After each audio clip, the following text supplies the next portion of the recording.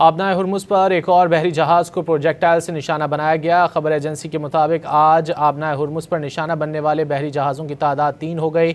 उधर अमरीकी खबरसां इदारे CNN ने दावा किया है कि ईरान ने आबनाए हुर्मुज़ में बारूदी सुरंगें बिछाना शुरू कर दी। CNN के मुताबिक फौरी तौर पर ईरान ने बहुत बड़ी तादाद में सुरंगें नहीं बिछाई हैं। रिपोर्ट में बताया गया है कि ईरान के पास अब भी 80 से 90 तक छोटी कश्तियाँ और माइन बिछाने वाले जहाज़ मौजूद हैं, जिसको बुएकार लाते हुए ईरानी अफवाज मुमकिन तौर पर आबनाए हुर्मुज़ में सैकड़ों बहरी बारूदी सुरंगें बिछा सकती है। अमरीकी फ़ौज ने आबनाए हुर्मुज़ में बारूदी सुरंगें बिछाने वाली 16 ईरानी कश्तियाँ तबाह करने का दावा किया था।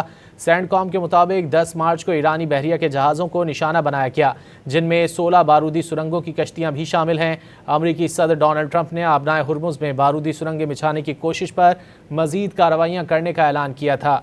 धमकी दी थी अगर आबनाए हुर्मुज़ में बारूदी सुरंगें बिछाई गई हैं तो फ़ौरन हटा दी जाएं, वरना ईरान को सख्त नताइज भुगतना पड़ेंगे।